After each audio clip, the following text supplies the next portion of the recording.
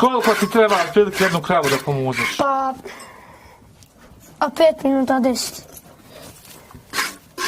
Kako to staviš prst da vidimo? Ne mogu ići nikad ovako prsti jer tada boli krave, a vas da ovako trebaju ići. Znači, kako ne mogu ići? Ovako. Tako boli kravu, jel? Da, jer ovim prstom kravu stisneš us. Da. A ti sad radiš to pravilno, da vidimo? Da. I to je pravilno? Da.